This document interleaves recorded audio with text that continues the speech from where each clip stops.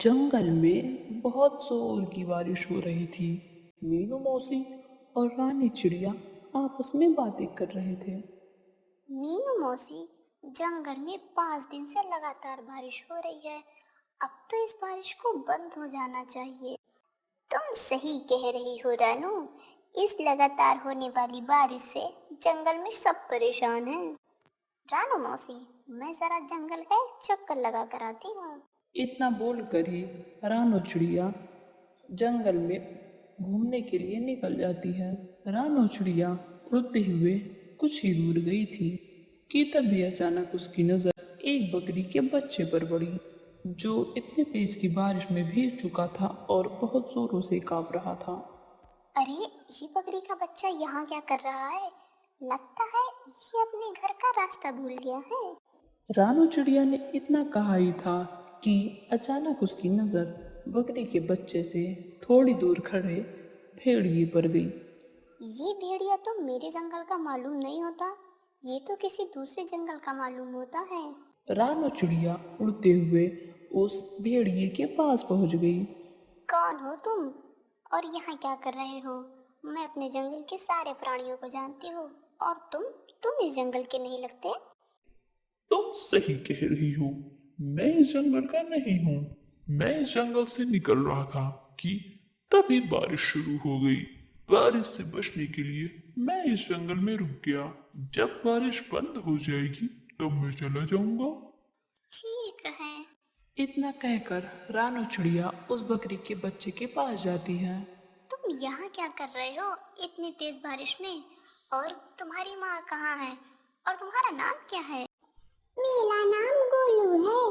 मैं बारिश में खेल रहा था, पर खेलते खेलते अपने घर से बहुत दूर आ गया और घर का रास्ता भूल गया। इतना कहकर ही गोलू रोने लगता है।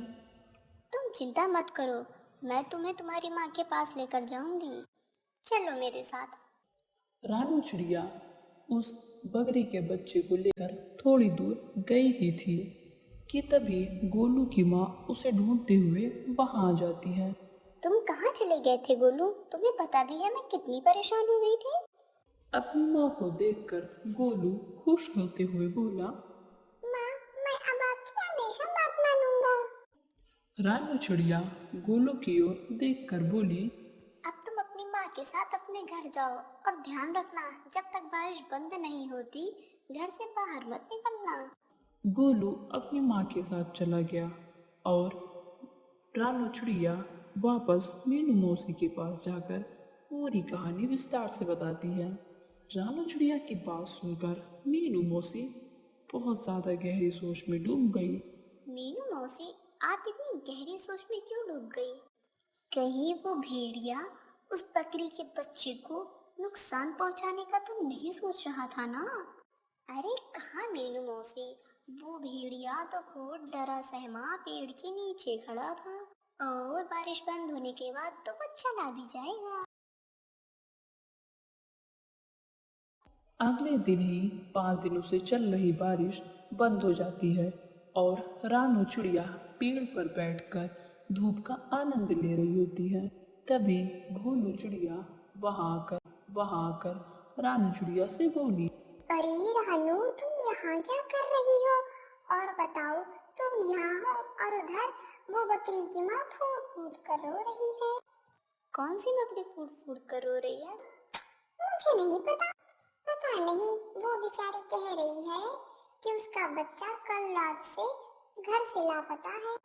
अच्छा, तुम चलो मेरे साथ। रानू चिड़िया गोलू चिड़िया के साथ वहां से तुरंत चली गई और उसने जाकर देखा कि वो बकरी तो गोलू की माँ थी। रानू चिड़िया उसके पास जाकर बोली। क्या हुआ? तुम रो क्यों रही हो? कल मैं अपने गोलू को अपने घर लेकर आई थी, लेकिन सुबह जब मेरी आँख खुली तो मेरा गोलू घर से गायब था। मैंने पूरा जंगल छान मारा, लेकिन वो कहीं नहीं मिला। तुम घबराओ मत, मैं अभी उसे तलाश करती हूँ। रानू चिड़िया उस बकरी के बच्चे को ढूंढ ही रही थी कि उसकी नज़र पेड़ के नीचे बैठे उस भेड़िए पर पड़ी। रानू चिड़िया उस भेड़िए के पास जाकर बोली। क्या तुमने उस बकरी के बच्चे को कहीं देखा है? वही बकरी का बच्चा जो कल बारिश में भीग रहा था। मैंने किसी बकरी के बच्चे को नहीं देखा। वैसे तुम कह रहे थे कि तुम बारिश होने के बाद यहाँ से चले जाओगे। हाँ हाँ, चला जाऊंगा। तुम तो ऐसे बोल रही हो जैसे तुम इस जंगल की महारानी हो, और जैसे यहाँ पे सिर्फ तुम्हारा ही अधिकार चलता है। अरे, जब मेरी मर्जी होगी मैं यहाँ से चला जाऊंगा। रानू चिड़िया इसके बाद अपने मन ही मन में बोली, मुझे इस भेड़िए पर शक हो रहा है। मुझे जंगल के राजा से इसकी शिकायत करनी होगी।